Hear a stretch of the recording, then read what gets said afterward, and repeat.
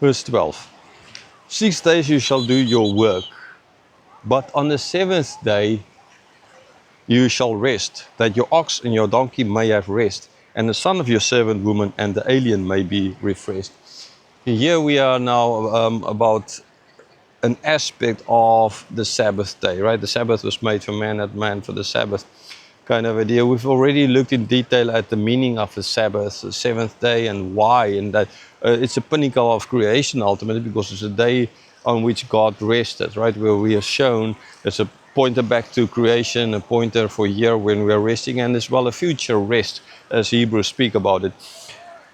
But in this case now, it's a more practical thing. Oh man, I kind of saw a brother sent me these TikTok photos or whatever, not the videos, just about how the meaning of the rivers of that flow out of Eden, kind of, or the whole idea of Moses, why he couldn't enter the promised land, is because ultimately that he is the law. And I was just like, that's so over allegorizing things, right? It's a lot more practical. God told him to not do something, and he did it. So he deserved what came over him, that he could not enter the promised land. It showed that even Moses needed a savior, ultimately. He was not the savior. In this case as well, people can now go on these words here or verses, and as if, okay, they can allegorize it or they can spiritualize it, and it sounds so good, but man, it's nonsense. So there's a very practical reason, like I had now to move this camera. It's not the super spiritual thing that I'm trying to get away from danger or from the demons attacking me. You know, the water's now the demons and it's attacking me, and so therefore I have to try and get away from it, or spiritualize, make it as the water is now symbolizes sin, and I need to get away from sin, so I need to get my feet out of it, because if I don't, then the guy in his whistle is going to start whistling at me, and the lifeguard, and then I will be in trouble.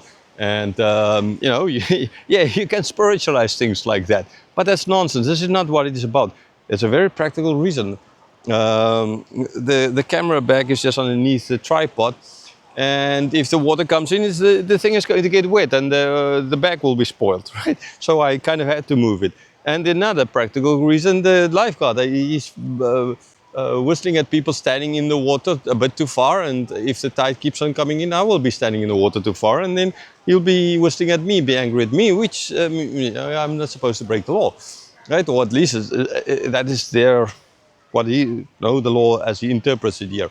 Okay, so in this case as well, there's not this something super spiritual that's supposed to going on. Here is a very practical reason for why we need a rest day. Very practical. Okay.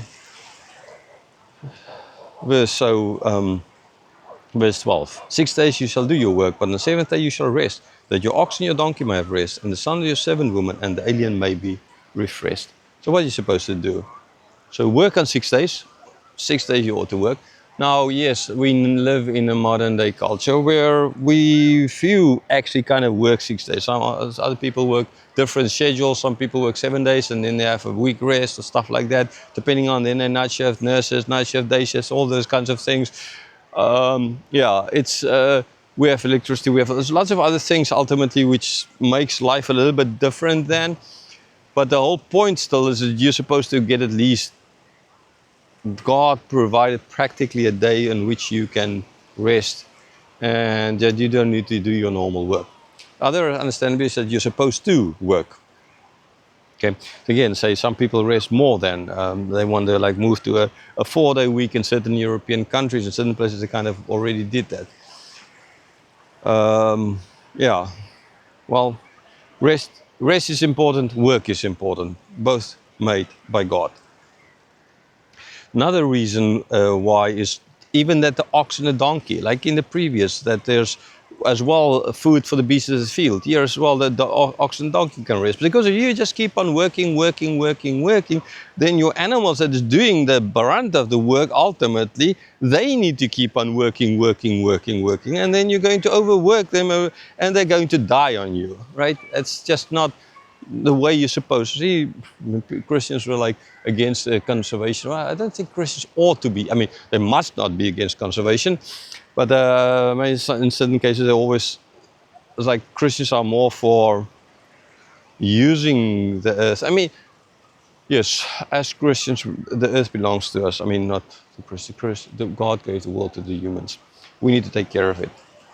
So we can use everything around it, but we must use it, not abuse it. And then sometimes there's opinion, and I feel sometimes as Christians, because of the left Greens, we went so far to the right anti-Greens that we forgot that we need to take care of creation ultimately. So here we see God taking care of animals, ox, a donkey, so that they can rest. Very, very practical.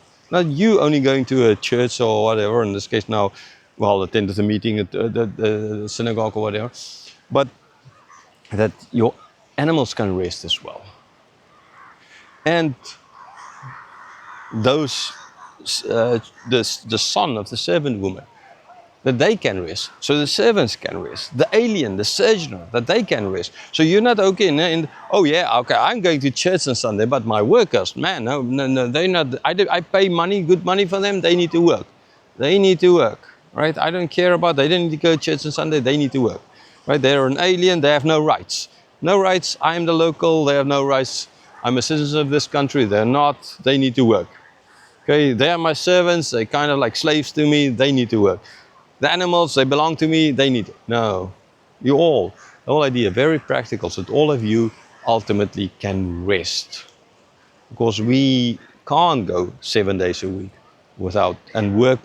I mean, if you don't stop at all in this 7 days this week, 7 days next week, and so you go on for all time, and that's just not going to work. So that ultimately they can be refreshed. See, again, God takes care of animals, God takes care of the sojourners, God takes care of the poor.